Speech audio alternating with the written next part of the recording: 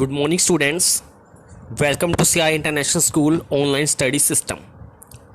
Remember, we were discussing lesson number 2, the forms of business organization. And today we are going to start the new topic of the same lesson, that is cooperative society or cooperative organization. Let's start the meaning of cooperative society. So cooperative words means collectively means एक साथ. So it refers to a voluntary organisation of person. Voluntary मतलब अपनी इच्छा से. तो cooperative society एक अपनी इच्छा से बनाए गए पर्सन्स द्वारा एक ऐसा समूह होता है हु जॉइन टुगेदर, जो एक साथ इकट्ठे होते हैं with the motive of welfare of their member, ताकि अपने सदस्यों की वेलफेयर यानी कल्याण कर सके. तो अपने सदस्यों के कल्याण के लिए ये लोग इकट्ठे होते हैं और कोऑपरेटिव सोसाइटियाँ बनाते हैं. फॉर एग्जाम्पल देखिए, the purpose of the establishment of consumer organisation या कंज्यूमर कोऑपरेशन है, उनका पर्पज़ देखिए. They are is to purchase goods in large quantities directly from the wholesaler. तो जो कंज्यूमर ऑर्गेनाइजेशन होता है वो करते क्या है, लार्ज क्वांटिटीज़ में होलसेलर से परचेज करते हैं, ठीक है, and sell to their member on a cheap rate, और अपने मेंबर्स के अपने सदस्यों को सस्ती दरों पर सप्लाई करते हैं. इससे उनके मेंबर्स को होता क्या है, सस्ती दरों पर गुड्स एंड सर्विसेज अवेलेबल हो जाते हैं. तो यही इनका उद्देश्य होता है, अपने मेंबर्स की वेलफेयर कल्याण करना. अब देखिए फीचर ऑफ कोऑपरेटिव सोसाइटी. सहकारी समितियां जो एक साथ इकट्ठी होकर बनती हैं उनके फीचर्स देखिए आप. Voluntary membership. वॉलंटरी मतलब अगेन अपनी इच्छा से, बिना किसी प्रेशर के, बिना किसी दबाव के. सो जो कोऑपरेटिव सोसाइटियाँ होती हैं, it is a voluntary association of person. So person द्वारा अपनी इच्छा से बनाया गया समूह होता है, which means that no individual can be compelled. Compelled मतलब मजबूरी, कि मजबूरी में भाई उसे ज्वाइन कराया जाए या किसी प्रेशर से उन्हें ज्वाइन कराया जाए. तो कोई भी जो ऑर्गेनाइजेशन होता है उसमें किसी प्रेशर के द्वारा ना आके अपनी इच्छा से आते हैं.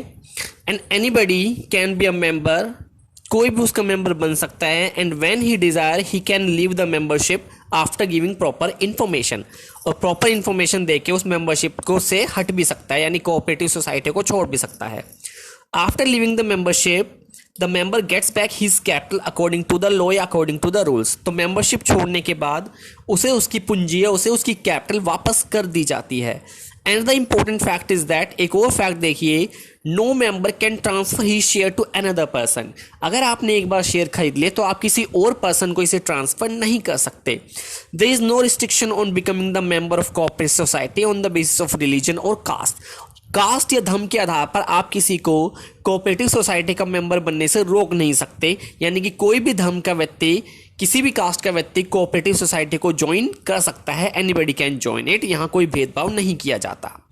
फर्स्ट था ये. सेकंड देखिए, लीगल स्टेटस. एक कोऑपरेटिव सोसाइटी का लीगल स्टेटस होता है, क्यों? क्योंकि वो कोऑपरेटिव सोसाइटी एक्ट 1912 के अंदर उसका रजिस्ट्रेशन होना अनिवार्य होता है. After registration the cooperative society become a separate legal entity. तो रजिस्ट्रेशन के पश्चात ये होती क्या है, एक separate legal entity. Separate legal entity का मतलब होता है कि न्यू मेंबर के आने से या ओल्ड मेंबर के जाने से उसकी एंटिटी पर, ठीक है, उसके अस्तित्व पर कोई प्रभाव नहीं पड़ता. मेंबर्स आते रहते हैं, जाते रहते हैं, वो निरंतर चलती रहेगी. तो रजिस्ट्रेशन होने के बाद वो एक सेपरेट लीगल एंटिटी बन जाती है और मेंबर्स की डेथ का, ल्यूनेसी का, इल का उस पर कोई प्रभाव नहीं पड़ता. पुराने मेंबर्स जाते रहते हैं, नए मेंबर्स आते रहते हैं. थर्ड देखिए, लिमिटेड लायबिलिटी. तो कोऑपरेटिव सोसाइटी में आपने जितने शेयर परचेस किए हैं, आपकी लायबिलिटी उसी के अनुसार सीमित है, ठीक है. यहाँ पर लायबिलिटी लिमिट होती है, अनलिमिटेड नहीं होती. आपकी प्राइवेट पर्सनल प्रॉपर्टी को नहीं बेचा जाएगा. नेक्स्ट कंट्रोल देखिए. जो कंट्रोल होता है कोऑपरेटिव सोसाइटी का, उसे एक मैनेजमेंट कमेटी संभालते हैं. वो मैनेजमेंट कमेटी कैसे बनती है, वोटिंग के थ्रू बनती है. जो मेंबर्स होते हैं वो वोट करते हैं. एक मेंबर्स को केवल एक ही वोट देने का अधिकार होता है, उससे ज़्यादा वो वोट नहीं दे सकता. उसके पास चाहे शेयर कितने ही हो, कितने ही ज़्यादा शेयर क्यों ना हो, लेकिन वो वोट एक ही दे सकता है, उसका इन्फ्लुएंस नहीं होता है, ठीक है. 1 पर्सन 1 वोट, ये प्रिंसिपल वहाँ अप्लाई होता है. आगे देखिए, सर्विस मोटिव. जो कोऑपरेटिव सोसाइटियाँ होती है, इनका जो मोटिव होता है वो सर्विस मोटिव होता है, सेवा प्रोवाइड करना होता है अपने मेंबर्स को, ठीक है. Providing maximum possible help does not mean that. अब देखिए, मैक्सिमम हेल्प का ये मतलब बिल्कुल भी नहीं है that society provide goods and services at a cost price, कि भाई वो कॉस्ट प्राइस पर ही अपने मेंबर को गुड्स एंड सर्विसेज प्रोवाइड करा दे। नहीं, कॉस्ट प्राइस में थोड़ा बहुत प्रॉफिट अपना भी जोड़ा जाता है ताकि मैक्सिमम वेलफेयर वो अपने मेंबर्स की कर सके। आगे देखिए, इक्वालिटी ऑफ वोटिंग राइट। तो जितने भी मेंबर होते हैं कोऑपरेटिव सोसाइटी में, सभी को वोटिंग का अधिकार होता है, लेकिन वो केवल एक ही वोट दे सकता है, चाहे कितने के ही शेयर उसके पास हो। ये नहीं कि आपने 1 करोड़ के शेयर खरीद रखे हैं तो आप एक साथ बहुत सारे वोट दे दोगे, या किसी ने 10 रुपए का ले रखा है तो वो वोट नहीं दे सकता। चाहे 1 रुपए का शेयर हो, चाहे 100 रुपए का शेयर हो, चाहे 1000 का हो, चाहे लाख का हो, सबको एक ही वोट देने का अधिकार होता है। एक से ज्यादा वोट वो नहीं दे सकते।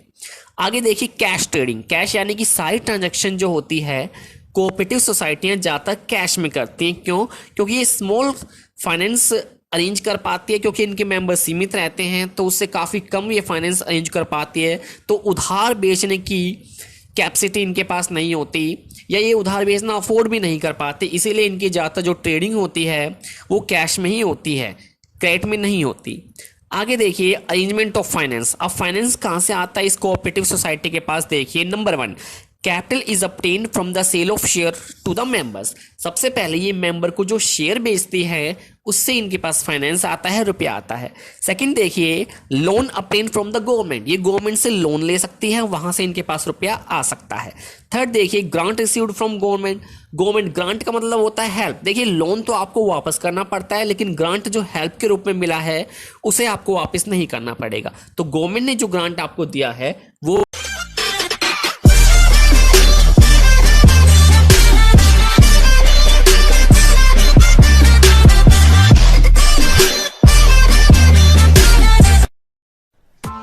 press the bell icon on the YouTube app and never miss another update.